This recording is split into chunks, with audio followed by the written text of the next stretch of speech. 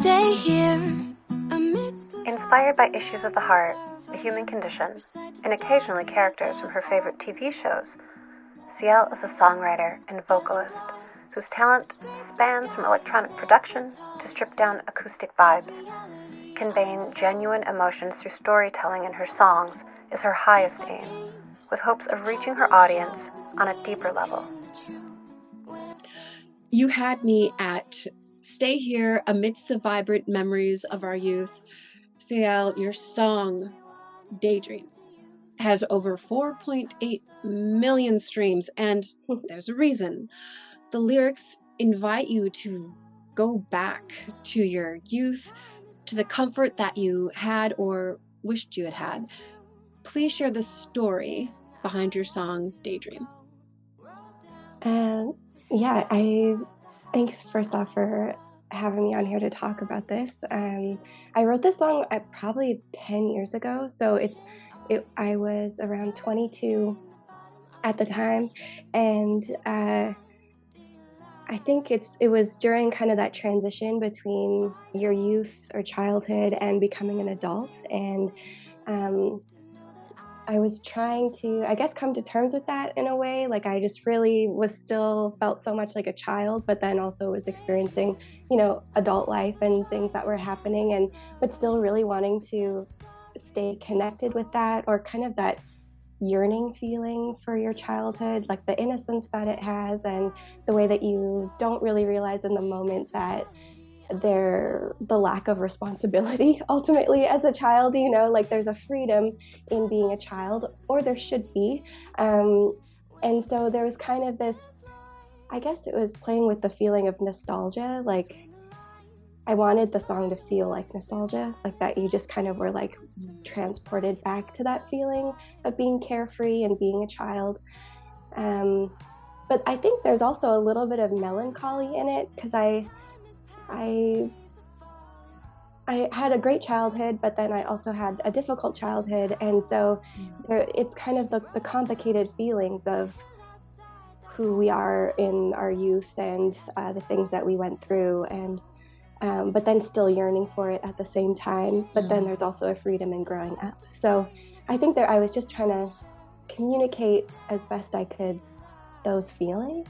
I guess really it comes down to, I think the yearning is really what comes through musically, in my opinion. Well, I agree with your opinion. Okay. I think you did a very good job at doing exactly what you just articulated. So some have a talent for writing verses, and others have a talent for performing vocals. You have an incredible talent for doing both. So my question for you now is, when it comes to songwriting and singing, what was your first love and why? I would have to say singing came first. I grew up in a pretty musical household. We always had music playing. My family was always singing together. It was just sort of like something that we did to pass the time. And from a really young age, I would mimic the music that we were listening to, and learn to harmonize with whatever was playing. And so that started super young. I would probably, when I was 3 or 4, I remember standing in the living room and making my family listen to me sing this Celtic Canadian song by the Rankin family. Anyway, but it was in Gaelic, and I didn't know how to sing Gaelic, but you're imitating the sounds, and I was just this is me, I am a singer. So singing started really young, and then I think by the time I was around 10 or 11, I started writing for the first time. And a few of my early attempts, they were really embarrassing. I mean, I'm sure anybody who's trying to write about love at 11 years old, it's gonna be embarrassing, But I really found a love of writing, and started writing more poetry kind of stuff, and found that the combination of kind of poetry and music, which then gets you songwriting, was a really important outlet for me. Even if no one was hearing those songs, I've written hundreds of songs, so it's ironic in a way that there's maybe 10 on my Spotify ever, but I have written so much, and a lot of that is just because it's was an outlet, a way for me to kind of work through whatever it was I was going through, or ways that I wasn't feeling understood in life, or whatever it was. So Definitely singing came first, but the writing came shortly after, and I've been doing both ever since. So that's awesome. That is awesome. I would give so much to hear you singing your Celtic, Canadian, your Gaelic. I would love to hear that. I wish there was a video, but it just lives in my memory. For better or for worse. For better or for worse. Sometimes these are the way. Sometimes this is the way of it. Yeah. So diving into your song Daydream specifically, there is a line that goes between the lines. We find the words we wanted them to use to melt the bite of the frost. And to me, it really speaks to your point, a longing, right? A yearning, a longing for comfort that perhaps was not given when needed, but wanted in recognition of something that was an uncomfortable moment, an uncomfortable reality. So I need to know, am I reading just way too deep into this, or is there a personal story to go with this? Yeah, you're not. You nailed it. That's exactly what that line is referring to. And I actually wasn't sure. It's actually so nice to hear you recognize that, or like articulate in your own words what that means to you, because I think the lyrics of Daydream are they're specific but also abstract. And so I was never sure if people were really gonna get what I was saying, or if I was just kind of being like a little too wordy and whatever it was. Right. But yeah, that's exactly what that line means. I think in my life, whether it was people close to me, or even, I mean, it could have been more in like a family context, or even as a teenager, sometimes friendships, or even like somebody that I liked, or even relationships as I was in my like early 20s. At the time, I would have still been like writing from that perspective. And I, especially at that time, I had a need for, I guess, not validation so much, but was really like searching for just truly being seen by people, being comforted, being known, that like told that I was valued or enough. And, you know, sometimes I guess the line, I had to pull up the lyrics on Google because I was like, what are the lyrics of this song? It's been so long. But yeah, like to melt the bite of the frost, I think, you know, when you think of, I mean, it's kind of basic. There's like the seasons, there's warmth in summer and blah, blah, blah. And then when things are like difficult, people tend to use the analogy of like winter. I also grew up in the Northwest Territories. So I grew up in a very like cold environment. And there was, during that time, some also difficulties then. And so needing specifically in those moments to have someone, you know, step up for me, or tell me that things were going to be okay, or, you know, that's definitely, that's definitely what that line is. I mean, it could get super specific, but really it's for anybody as they want to interpret it. But exactly what you said is exactly what it means. It's like that yearning again for, the comfort, the recognition, the support, the warmth, you know, the warmth of, I think that's maybe also the parallel in that line, where it's like the cold and the frost of like feeling so lonely and alone in all of it, but you really just like want the warmth and comfort to like melt all of that away for you. And then people aren't necessarily capable of being that for you, you know, and then like coming to terms with that. Right. And so melting and like to get through that and get past that. And, you know, so in Daydream, you paint such vivid moments in those verses that are so adaptable to so many. And you provide these personal reference points that so many could very easily claim as their own. You know, so instantly we feel that we are with you in each line and every word of that song. So question now is, as a songwriter, how important is it for you to connect with your audience on that level? I think very important. I mean, I write for me, but I think in songwriting, there's also a level of writing for your audience as well, or making something reasonably relatable. So even though I wrote it for myself and I wasn't necessarily thinking about who was going to hear it, because honestly, I had no idea that it would be streamed like 5 million times. That's kind of insane to me still. But there's always a hope that there's something in it that other people can relate to. And some people listen to music and they connect immediately with lyrics, and other people listen to music and they actually don't really hear lyrics. They just connect to the musical feeling that's happening. And so I think with Daydream, I really wanted to be able to do both. And I think that I was able to kind of achieve both. And that doesn't always happen, but there was something about Daydream that just happened really organically. Like I remember where I was when I wrote it. It was the first time like living alone, and I was on my carpet in my living room, and I had this like loose leaf piece of paper, and my friend Jesse Owens wrote the guitar riff for that song, and he had just sent it to me. He was like, "Hey, I just made this thing. If you want to write on it, it's yours, whatever." And then in a moment, I just wrote it, and I think I wrote it in 20 minutes. Like it just kind of came out of me. And I think sometimes some art takes time, and you labor over it, and then some things just kind of happen really quickly and organically in the moment. And the song was definitely one of those. And so sometimes I look at the lines and I'm like, I wrote that. How did that come out of me so quickly? But it was just just happened. So well, it's you know how I feel about the song on my favorite list. So here's the thing of it. I found you with Daydream, but continued to fall in love with Ghosts.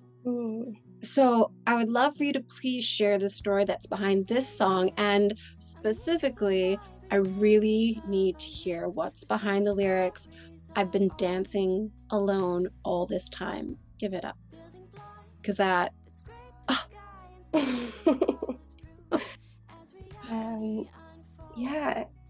Thanks for loving that song too. It makes me so happy.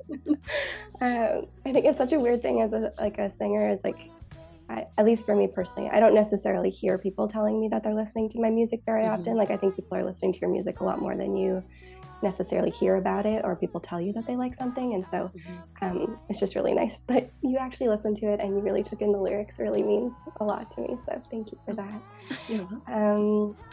Ghosts was my attempt at getting past a string of fairly negative or like toxic relationships. And in my like first half of my early 20s and I guess my late teens, I was in a series of relationships that were unhealthy, some of them manipulative, and I kept on kind of repeating the same pattern over and over again. And by the time I got to writing Ghosts, there was the relationship that had just ended in that moment, or around that time.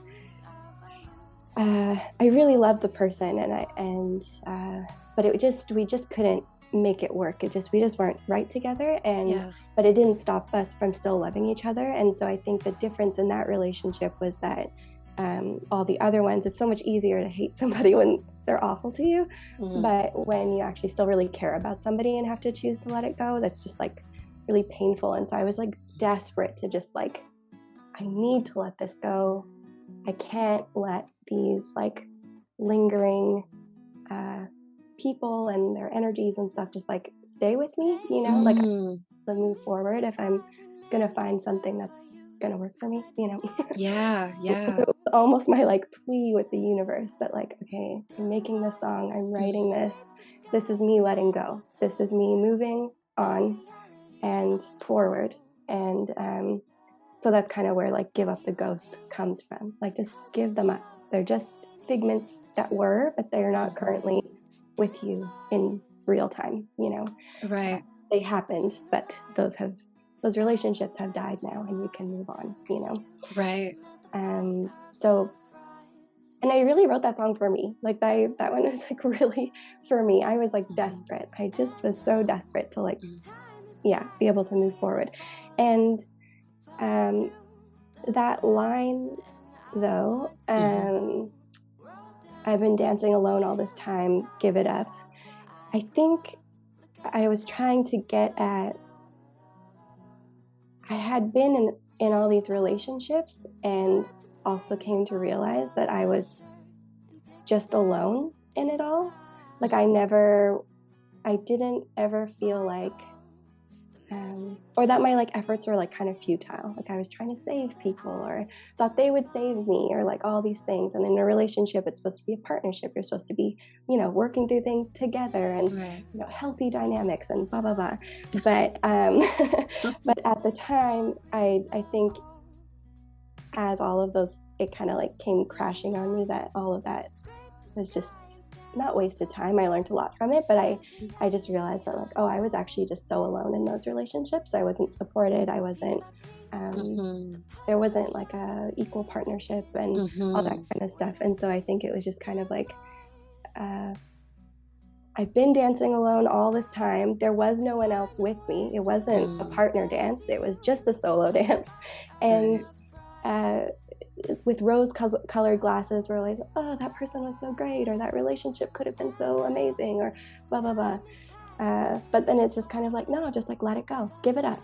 We're all alone in that. And that's probably not going to change if you tried it again with this person. So just move forward, Right. So I think that's what that line meant to me.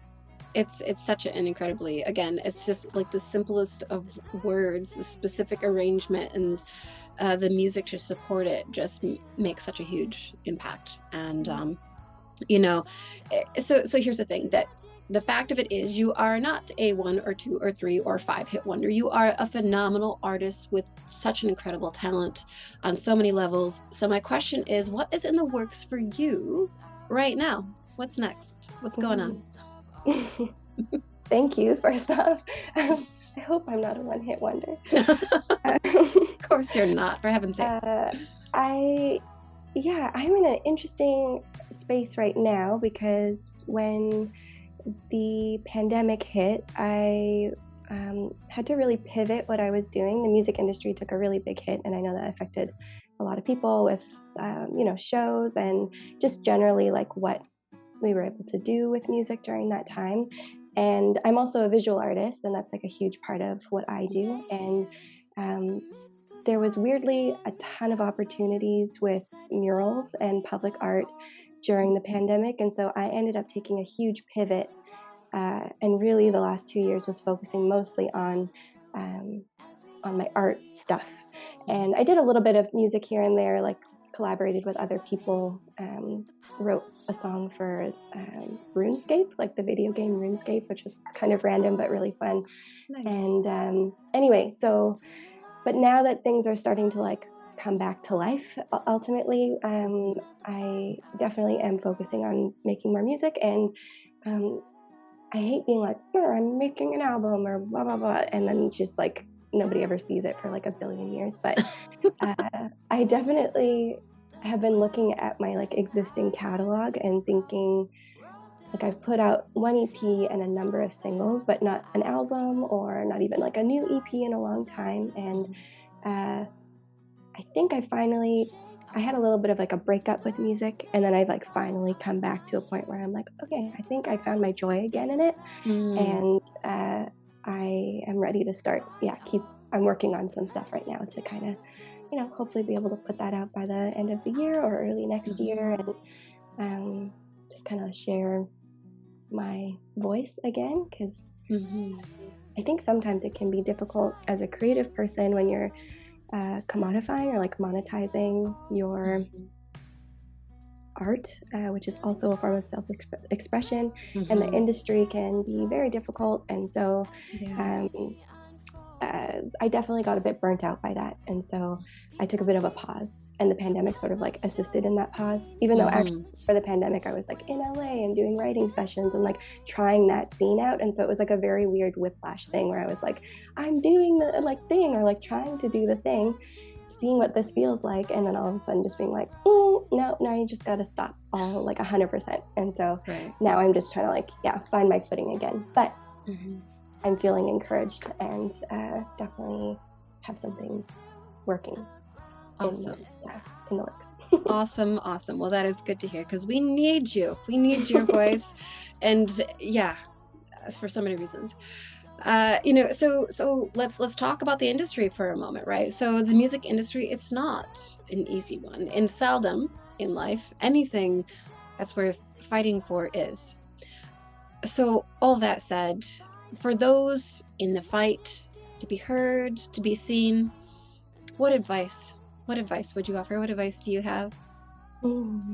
That's a hard question, honestly. I think success can look like a lot of different things, and so it can be really easy to get sort of pigeonholed or like narrow-minded in terms of thinking like, oh, I've got to be the next Ariana Grande or Billie Eilish or whoever the big pop star of the moment is, and that's amazing if you're able to do that and that's what you want to do. But for most people, that's not the reality. But there's a ton of middle ground in there of like a lot of musicians who are being successful, making a living, doing the things, whether it's being session musicians, being songwriters who might be like behind the scenes versus like an upfront, and maybe they have a personal project, but really they're making it as a songwriter, or they're doing their own personal project and it's doing well enough for them, but maybe you're not on like a crazy global scale or whatever. But you just have to kind of think about like, what do you actually want to be doing and what actually aligns with your own core needs and purpose and drive. And if it's the big thing, go for it. If it's kind of the middle ground thing, like that's just as valuable. Like there's so many people in the whole spectrum that are doing it, and making it work for them. And so I think it's easy to get discouraged. I still get discouraged, but there's also a beauty in the journey and just getting wherever it is that you get and trying, and trying your best. And it's not easy. I think a lot of times, especially nowadays, people think like, oh, I'm good at this. I should be getting my props or whatever. It's kind of like, you might be amazing. There's so many amazing people out there, but you have to work really hard, and not everybody's willing to work as hard as they need to get to where they maybe could. So like, work hard, put in the work, the time, but also stay focused on the joy of it. Like, what about music or whatever it is that you're doing brings you joy, like, or was the reason that you decided to get into the field in the first place? Because all the other stuff is superficial and it will burn you out. And as long as you can like find that thread that connects you to what it really is about, like that real connection point, then you'll be good. Well, that's wonderful advice. And I just want to thank you so much for taking the time today to share your story of these beautiful, incredible songs, and just to help all of us become a bit more aware now. Thank you so much. Yeah, thank you. It's been so lovely having this conversation, and just thank you so much for listening to the songs. That's really what it's about. So thank you for writing them. Write more of them. They're amazing. I will. And take a